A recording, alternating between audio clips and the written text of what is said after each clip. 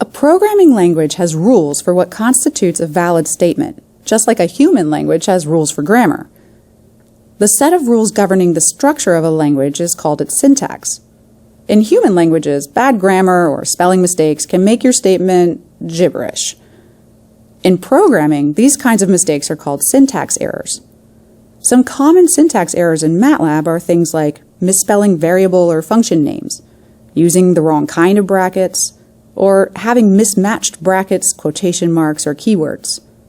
Now, just like with human language, even if the syntax is correct, your sentence may not make sense or mean what you want it to. The problem isn't with the form of the statement, but with the meaning. In programming, these are called runtime errors. They usually pop up as an unexpected error or no error but incorrect results. For example, what if I accidentally switch the row and column indices in a matrix? Well, my code could be accessing the wrong values, or I could get an error about accessing elements that don't exist.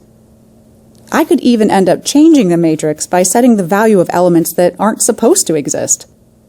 Tracking down syntax and runtime errors is a big part of writing code, so Matlab has integrated tools that can help you.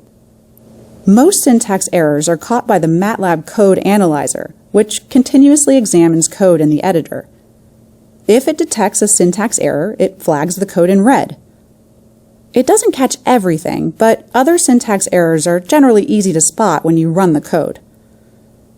To find the source of a runtime error, you typically need to examine the values of your variables as the code is executing. This could be as simple as examining your workspace or leaving off a strategic semicolon. A more robust strategy would be to use Matlab's integrated debugging tools, which let you stop your code at any point and look at how your variables are defined right then. They're particularly helpful with debugging functions, because they can let you look directly into a function's workspace, something we normally can't do. Tracking down bugs is a big part of writing code, but with the right tools, it can be pretty painless.